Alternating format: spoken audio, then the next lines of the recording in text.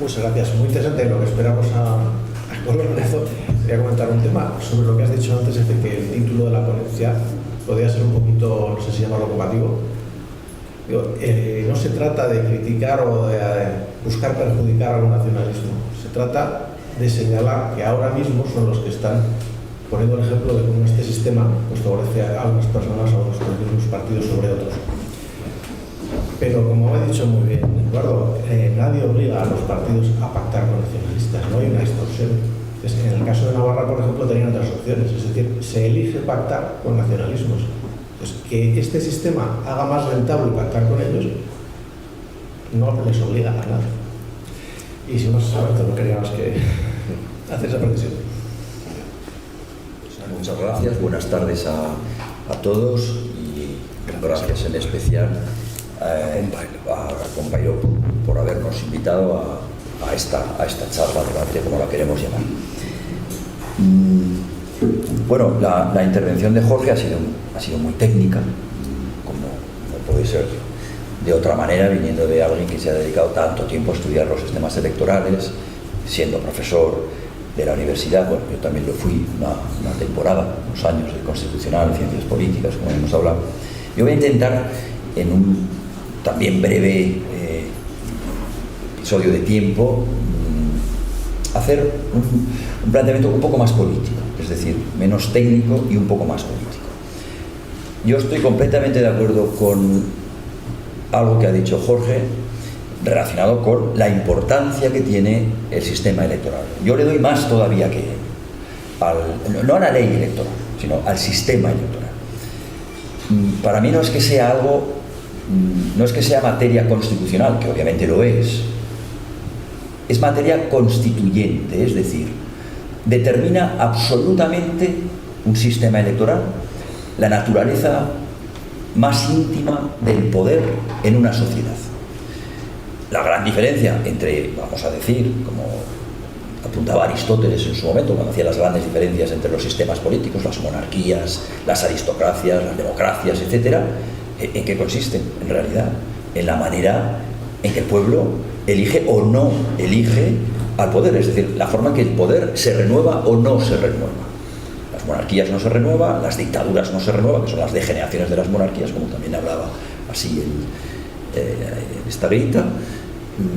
Las aristocracias y sus degeneraciones, que vienen a ser las oligarquías, es cuando se renueva, pero se renueva habitualmente entre unos pocos solamente, y las democracias es que cuando se renueva de otra forma, ¿no? Cuando al final pues somos los ciudadanos quienes decidimos. Por lo tanto, el sistema electoral para mí es tan determinante de la naturaleza del poder, que por eso tiene la importancia, la gran importancia que tiene.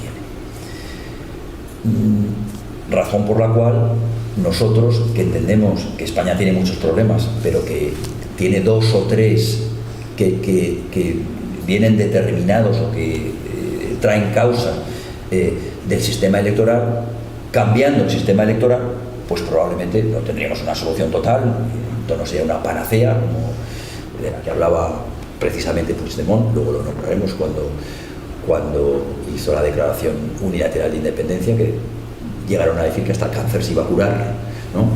Pero sí que es verdad que habría, o los españoles notaríamos yo creo que una enorme mejoría cambiando el sistema. ¿Por qué? Bueno, ha habido cosas que ya ha nombrado Jorge, que yo no tengo que repetir, me parece además, y con independencia de que yo tengo alguna duda, no sé exactamente qué encaje en la Constitución actual podría tener el sistema que Jorge planteaba y qué dirían los partidos que probablemente podrían perder algún escaño, teniendo en cuenta que la circunscripción sigue siendo lo que tiene que ser, o al menos el concepto de una circunscripción, que es la manera de seleccionar a los representantes del pueblo, pero probablemente él lo podría, a lo mejor después, esa duda que yo tengo explicar. Pero yo estoy de acuerdo en que el sistema no es proporcional, que un hombre un voto, una persona un voto, pues en España no se cumple, porque hay zonas, circunscripciones, al final, que tienen territorios que envían proporcionalmente más diputados a Madrid que los que envían pues otras circunscripciones, Yo soy de Huesca. Bueno, pues en Huesca enviamos proporcionalmente mucha más gente a Madrid. Necesitamos muchos menos votos que los que necesitan los madrileños, ¿no? Y eso es evidente. Es decir, eso yo creo que poco hay que decir. En la medida en que eso lo podamos solucionar o lo podamos solventar, pues mucho mejor. Jorge hablaba de que la proporcionalidad es muy importante precisamente porque las leyes se hacen para todos y nos afectan a todos. Por lo tanto, la parte de soberanía o la parte alícuota de decisión que nosotros tenemos en el Parlamento, que al final es donde se hacen las leyes, pues es muy importante, porque esas leyes luego nos afectan a nosotros. Pero a mí hay algo que todavía me preocupa más o me interesa más, y que no se dice tantas veces y no se nombra tantas veces, que es lo siguiente: ¿de qué nos sirve que el sistema tal y como lo tenemos ahora mismo, con los partidos tal y como están configurados ahora mismo, con las cúpulas, como decía Eduardo, campando a sus anchas dentro de los partidos políticos y haciendo lo que les da la gana? O sea, ¿de qué nos sirve a los ciudadanos y a los españoles que en vez de tener 7 oligarcas en el Parlamento, tengamos 12? Pues si son iguales, en el sentido de que allí no se levanta nadie, allí no levanta la voz nadie, ya lo estamos viendo, lo hemos visto durante 40 años. Al final, con que mandasen a uno representando a los 122, a los 73, a los 44, sería lo mismo, porque nadie se atreve a romper la disciplina del voto. Que, por cierto, yo lo he nombrado estos días en 2 artículos en la prensa nacional, uno de ellos ha tenido mucho eco, nos nombraron incluso ayer en una emisora de radio. El transfugismo, el famoso transfugismo, o sea, puede llegar a ser moral, luego hablamos. Desde luego es absolutamente legal y además, incluso en el caso que estamos viviendo ahora, es legítimo. Si por la legitimidad se entiende lo que más Weber siempre apuntó, que era el consentimiento de la ciudadanía, de la población, hacia la autoridad, hacia el poder de la autoridad. Bueno, pues dependerá de los estados de opinión para que las acciones sean legítimas o no sean legítimas.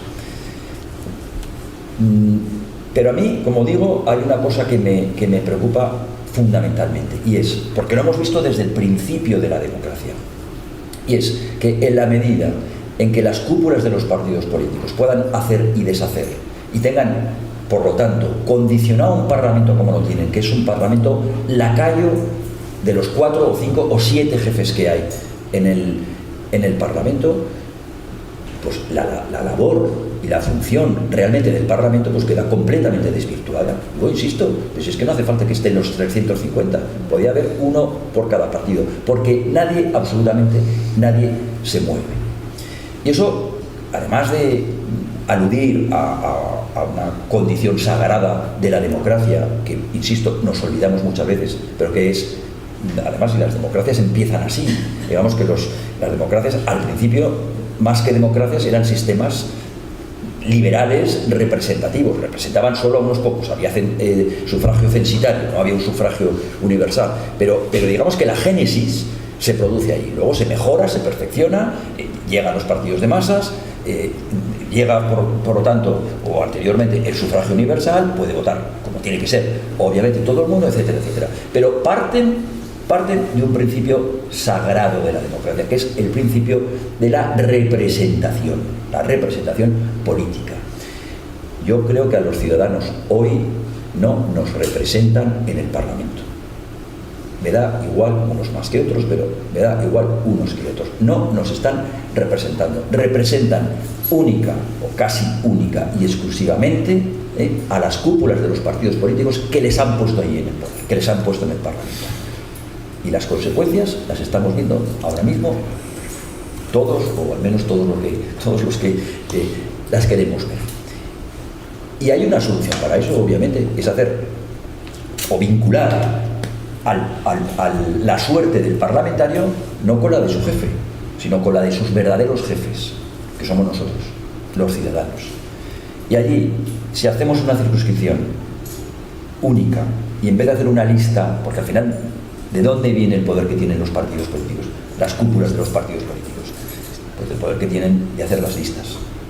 Se inventaron las primarias. Las primarias en un sistema como el nuestro ya hemos visto que no vale prácticamente para nada. Tienen que producirse otras circunstancias en otros sistemas electorales. Yo estoy a favor, como por ejemplo el americano, el inglés, etcétera. Allí sí tienen sentido. Pero las primarias aquí, y ya los que tengan o no, es que en la práctica hemos visto que no han servido para nada. Ni siquiera abrir las listas. Mucha gente, yo creo que bastante bien intencionada, dice, habrá que abrir las listas. Eso es mejor listas abiertas que listas cerradas. Pero los países que han tenido listas abiertas, Italia, por ejemplo, las ha utilizado en un 3 o en un 4%. Es decir, eso no soluciona prácticamente nada. ¿Y cómo lo solucionan? Lo solucionan, vuelvo a decir, haciendo a los electores jefes de alguna manera, o examinadores como mínimo del diputado. Y eso es cambiando el sistema electoral, o mejor dicho, cambiando la fórmula. En este caso sería el sistema, porque habría que cambiar para eso la Constitución. Pero es que en España, además, aunque yo creo que trae causa de la primera cuestión, en España tenemos otro problema, a mi modo de ver, a nuestro modo de ver, gravísimo, que es el que hoy tenemos. El que además nos convoca con el título que se ha escogido para esta charla, y además también porque esta charla no deja de ser una más dentro de un circuito que nosotros hemos realizado y que queda mucho todavía por realizar dentro de OLE, de otra ley electoral. Hemos empezado en Valencia, en Murcia, seguiremos en Barcelona,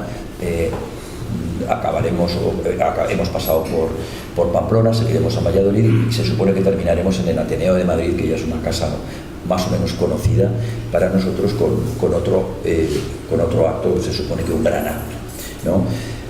Nosotros hemos ido diciendo a las asociaciones de la sociedad civil que con todo el criterio, a nuestro entender, del mundo, se quejan del poder que tiene el nacionalismo, del hecho de que no se pueda hablar en el idioma común, que las instituciones en distintas comunidades autónomas están poniendo todo tipo de trabas para que los padres puedan educar a sus hijos en español, la comunicación con la administración sea en español, etcétera, etcétera. Toda esa serie de trabas que al final las organiza y las crea de modo absoluta, a mi modo de ver, de modo absolutamente artificial, el nacionalismo lo hacen porque sabe la importancia que tiene el lenguaje y el idioma a la hora de troquelar conciencias, que es lo que yo creo que llevan haciendo desde hace muchísimos años, ¿no?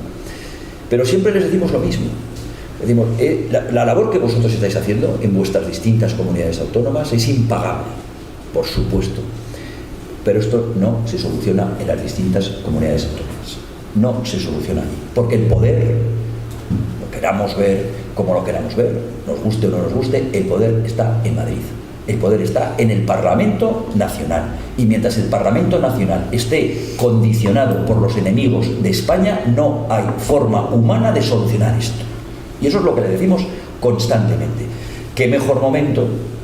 Porque esta charla, este circuito de charlas o ronda se inició ya hace bastantes meses, pero qué mejor momento que hoy, a las puertas probablemente pues de una investidura que va a tener como peaje lo que todo el mundo sabemos, ¿no? A nosotros se nos preguntó por el título de la conferencia.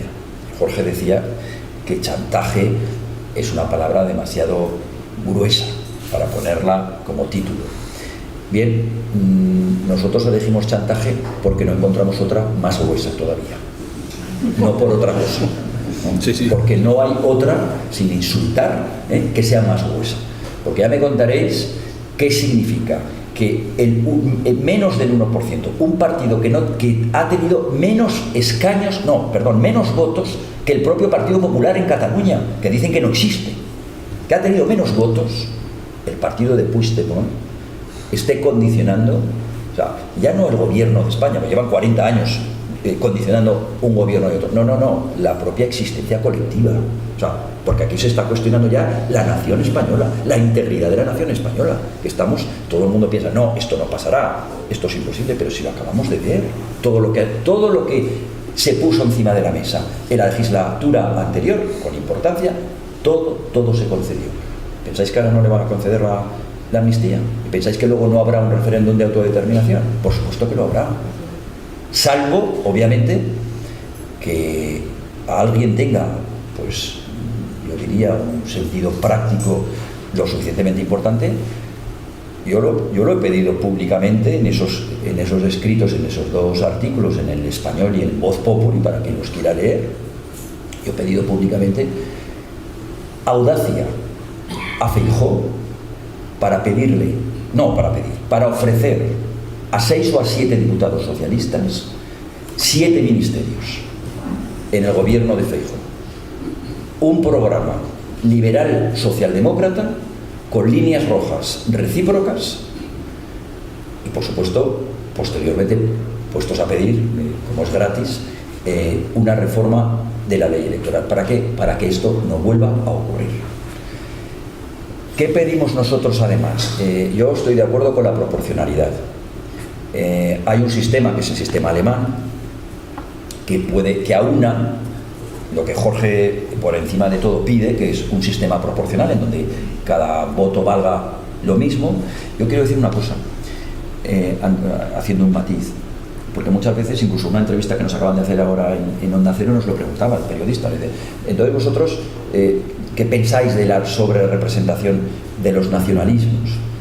No están sobrerepresentados. Matemáticamente hablando, no están sobrerepresentados. O sea, Esquerra Republicana o el PNV tienen aproximadamente los escaños que les corresponden con los votos. Los que están infrarrepresentados en nuestro sistema electoral español son los partidos nacionales pequeños. Los que están suprarrepresentados son los partidos nacionales grandes. Esa es la realidad, esos son los números. Lo que nosotros decimos es que lo que está sobrerepresentado es la capacidad de chantaje que tienen determinados partidos que no creen en la idea de España en relación con los gobiernos o con la formación de los gobiernos de España. Yo no puedo decir nada, como liberal que soy, yo no puedo decir nada porque Pedro Sánchez pacte con Unidas Podemos. Han tenido votos, pues bueno, yo no comparto su programa, pero yo no puedo decir nada contra eso. Porque o creemos en la democracia o no creemos en la democracia, o creemos en las reglas del juego o no creemos en ellas. Pero claro que puedo decir, o al menos me considero que puedo decir que no me parece en absoluto bien que los enemigos de España estén condicionando nuestros gobiernos desde hace 40 años, hasta el punto de que ahora es que ya no hay casi ni gobierno ni nación que condicionar. ¿Por qué? Porque esto se va a acabar. Parece que son palabras como muy grandilocuentes o muy tremendistas, pero es la verdad. O se produce, yo diría, en este momento, una masificación de las calles, o se produce lo que vengo yo pidiendo, es decir, una oferta a la parte sensata del Partido Socialista. Vuelvo a decir, sería completamente legal. Lo que es ilegal es la disciplina de partido. Pero obviamente, si digo que es legal, no es porque lo diga yo, lo dice la Constitución, que prohíbe el mandato imperativo.